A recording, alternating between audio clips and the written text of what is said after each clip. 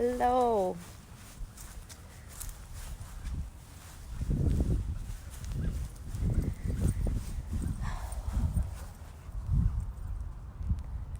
Hi guys, what a beautiful day. Giving it a few moments for people to join in.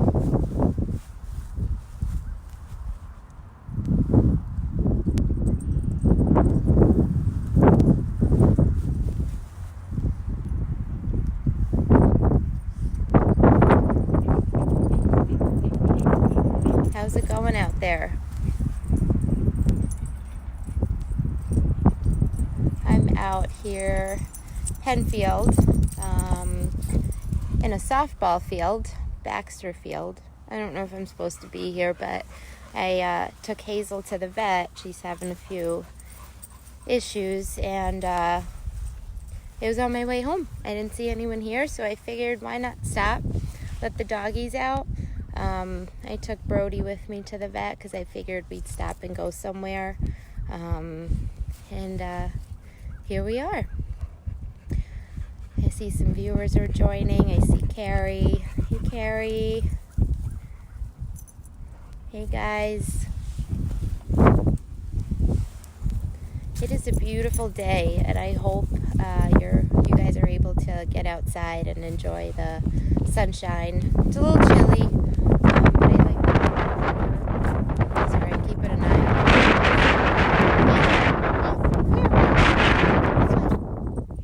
on. They're being brats as always. So today I was having a lot of thoughts and reflections about instant gratification as it relates to recovery and just our everyday life. Brody, Hazel, they're gonna be loud. I don't know what brought the thought into my mind, but it's been kind of heavy all day. And I was thinking about, in terms of addiction, instant gratification, it's sort of the quick fix, right? Not to feel the painful things, not to feel whatever it is that you're feeling, to address isolation, right? It's just our cultural need to have everything exactly now, everything happen right away, I think about like Amazon Prime, now there's next day shipping. When are they going to make it same day shipping? Why can't we wait? Why is it that important? We want what we want and we want it now. If you think of just all the flashing lights, I think of casinos, I think of New York City. Everything is like this need to have it right now, right when I want it. And it's a lot about just us, right? We want what we want when we want it. And it's really a cultural kind of shift. It's not just unique to addiction. It's unique to our society. I don't know what brought that thought to mind. There's a doctor, and I don't remember his name. Hazel! I'm trying to sneak out. I'll look up his name. I was on a panel with him, and he's pretty incredible, and he talked about the addiction epidemic. And he spoke about just that. It's a culture of more. It's a culture of now. And thinking about, staying home, and we want this to be over now. And we want to be back to our, we talked about our normal lives right now. As opposed to just being in the now, being present for our lives today as they are. And it really takes us away. It creates a lot of irritability, a lot of judgment, impatience. I was at the vet, and the way they're doing things is you pull up and you call them when you're there, and they take your credit card over the phone, and then you sit in the car and you wait for them to get your pet, and they look them over, they do tests or whatever it is, and you're kind of waiting in the car. And I was in the car probably just about an hour and a half, finished a few minutes ago, and I'm sitting there and I'm like, oh, what am I going to do? Grab my phone, go on Facebook, do this, do that. This need to be constantly stimulated or constantly entertained. This inability to, Brody's pooping, I'll clean that up after. This inability to just sit still, so I put my phone down, and I had both dogs. So Hazel was in the vet, Brody was in the car, and they couldn't be apart. Brody just sat looking at the door to the vet's office, crying. They couldn't be apart. And it got me thinking again about this need, right, to instantly, no, don't take my whatever away. Don't take my my comfort away, my sense of normalcy, my person away. And we couldn't really just sit there and enjoy each other's company because he was missing his best bud, right? Which I think is super cute, and definitely relationship goals, because as much as I say brother and sister, they're super inappropriate. It's more like boyfriend and girlfriend. That was a sidetrack. Anyway, why do we need, right? There's this want and need. Why do we want everything to happen right now? Why can't we just pause and be patient, or enjoy the moment, enjoy the beautiful day, or the fact that we get to, right? We get to stay home because we have homes. I talk about that a lot. Lately, today especially, I've been seeing some social media posts really showing some pretty sad things around the treatment of those that are homeless, are most vulnerable during this time, that don't have a home. Just seeing some really sad things about the treatment of those that we as a society, our leaders, are entrusted to protect, right? And we're not being protected. And I say we because I feel a greater connection, not just to humanity, but all those that are struggling. Those with substance use disorder, those with mental illness, those who are homeless, those that just need us, right? They need us. They need us to show up for them. And I don't really see it happening. And I'm not terribly confident that it will happen, especially during this pandemic. I talked about the need to use our voice, and it's coming to Rochester. There's going to be a time where we have to stand up, and we have to stand up for recovery. We have to stand up for equal access to treatment. We have to stand up to protect those that are most vulnerable amongst us.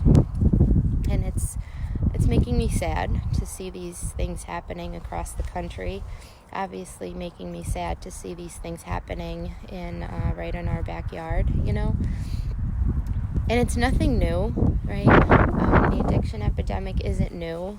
Oh, Brody just peed on Hazel. Oof, that's gonna be really gross. Hey Aiden, Alphacina, Karina, good to see you guys. So it's nothing new. Historically, culturally, right? The addiction epidemic has been something that's part of humanity, right? Part of our lives. And really only now is it getting attention. But we have systemically harmed the most vulnerable amongst us, right? The marginalized, those living in poverty. As a society, we haven't showed up for them. We've thrown them away, and I'm here today to say that we're not throwaways. We won't tolerate anything but equal treatment, equal access for all of us, right? Not just for addiction recovery, but for our elderly, for the homeless, for all that are struggling, mothers with single mothers, single fathers, people living in poverty. Money has always been something that drives our culture and our society, and those that have money are better off. I've been fortunate. I come from a family that is middle class. My needs have been met. We struggled. I don't know, many of you know, I'm an immigrant from Russia. We came here on a refugee status, and we struggled. We struggled for a couple of years, and my parents worked real hard, and I was real fortunate, right? And not everyone's that fortunate. And the reason we were able to get to where we are is we had a lot of supports from the social service system. We had a community. I'm sorry. I'm Russian, but I'm also Jewish, and the Jewish community kind of came together, and they helped Russian immigrants get back on their feet or get on their feet. And if it wasn't for them, if it wasn't for them advocating for us, providing for us, I don't know where we'd be, right? So who are... Hazel, come here. It's now, our time to give back. Those that are more fortunate, those that have the means, have a voice that they're able to use to improve the conditions for the ones that don't. And I just feel so strongly about it. I have some ideas on things that we need to do, not that we can do, but we need to do to help those that are less fortunate, right? We've always had a housing crisis here and really across the nation for those with substance use disorder, safe, sober housing. And now more than ever, during a pandemic where we're told to stay indoors, we're told to practice physical distance, isolation. Where do those people go that don't have housing to be safe? What are we doing to protect them? What are we doing to prevent them from getting infected while we're sitting in our homes? And that's where we really, we're going to need to unite. We're going to need to take action. We're going to need to do something, right? Because if others aren't going to do it for us, if our leaders aren't going to do it for us, it's up to us.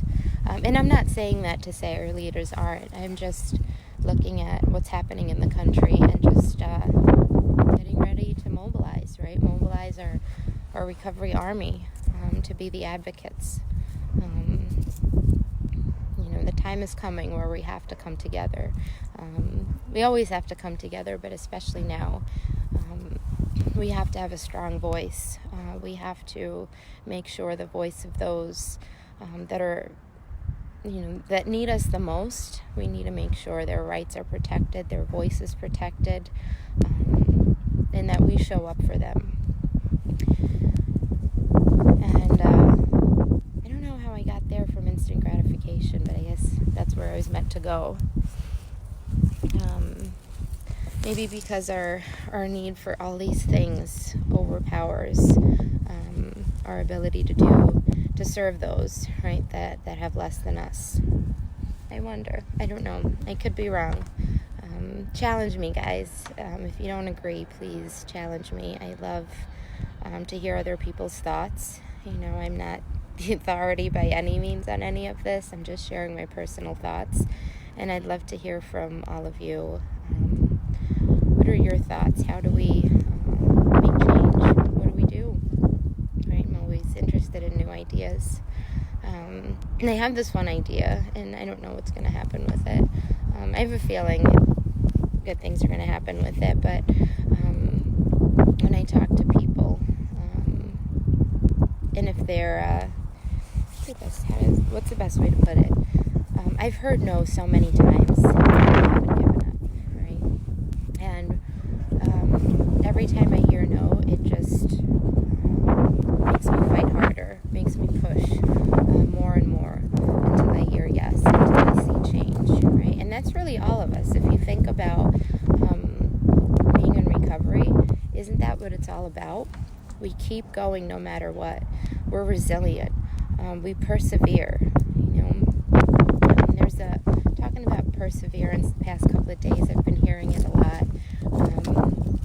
What is perseverance? And for me, what does it look like in my life today? Every single sober breath is perseverance for me. Because that is a success. That is a gift that not everyone's able to receive, right? So when we're faced with challenges, we persevere. I have a friend, Andrea, I don't see her on here, but she says no matter what, and that's her motto.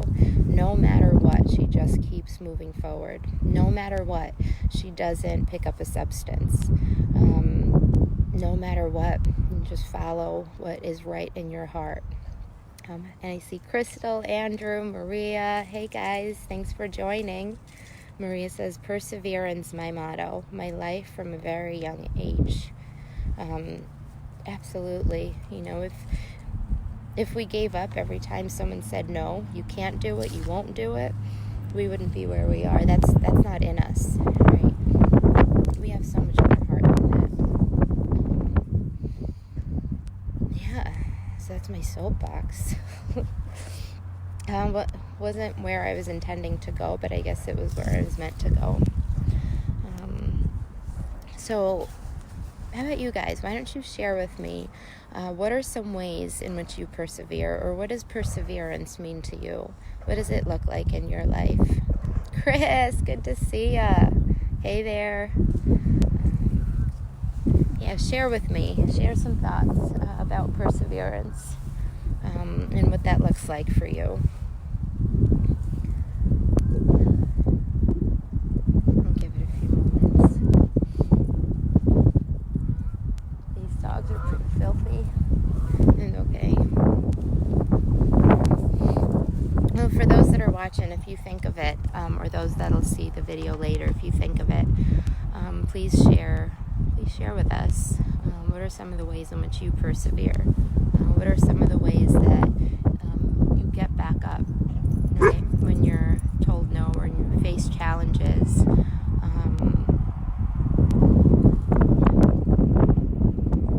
Good to see you, Chris.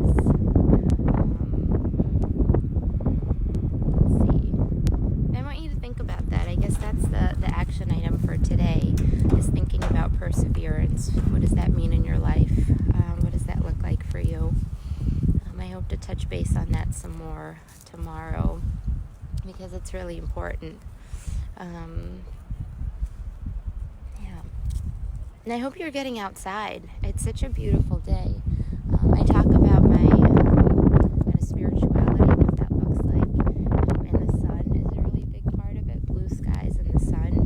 So I'm out here in the softball field or baseball field. I don't know if I'm supposed to be here. No one else is here, which is perfect, because the dogs get to run wild. And it's fenced in, so that's even better. But just standing out here, feeling the wind, you know, that's what being present is all about. Let's see, Maria, I know when to ask for help. I know when to advocate. Easier to accomplish things as a team. Absolutely. Have a solid support system. Know how to use it effectively. Absolutely. I couldn't have said it better myself.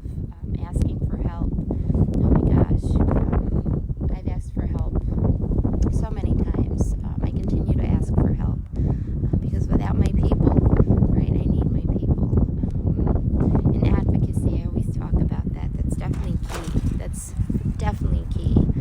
Spreading awareness, talking about addiction recovery, showing the community what that looks like, what mental illness looks like, right?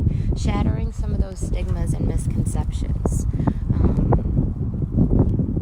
Yeah, we're only as strong. We're as strong as our army, right? We need to build a real big army, a real strong army, because together, not only do we recover, but we thrive.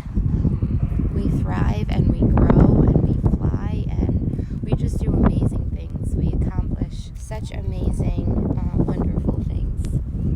And I can't thank you guys enough for being here with me today, for tuning in, for listening to my rants, for when I go off track and take a hard left into something unrelated.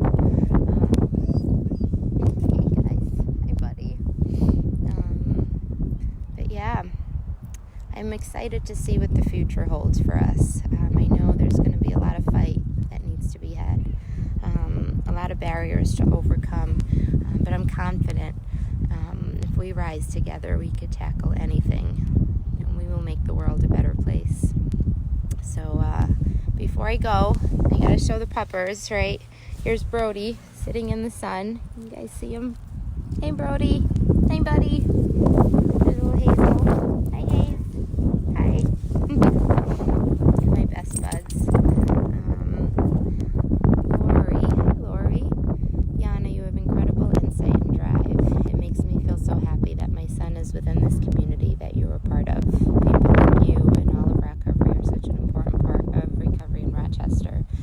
you. Thank you for saying that. After this is over, in some way for family members of addicts. It helps so much. Your conversations open opportunities for me to talk to my son about his recovery. Thank you so much for saying that, Lori.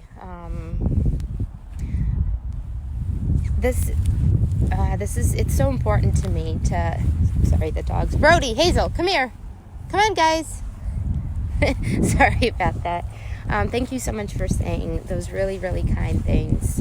It's good to know that we're helping in some way, shape, or form. I think it's about community, right? It's not just about me, because without you guys, I have nothing, right? It's about our collective recovery community. It's about our collective voices.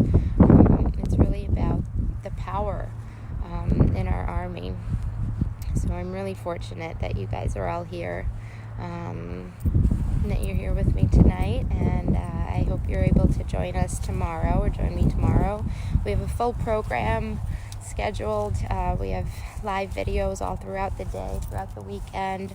We're going to be doing a Zoom hangout on Wednesdays. I'm going to put that up on the Facebook page real soon. Just an open hangout. I'll post the link for Zoom so we can connect without any formal agenda, or just a way for us to get together, hopefully real soon. So stay tuned, reach out, ask for help. I'm here, the ROCovery team is here. Shoot us a message, shoot us an email, send me a message. I hope you guys have a wonderful night. Bye everyone, get outside.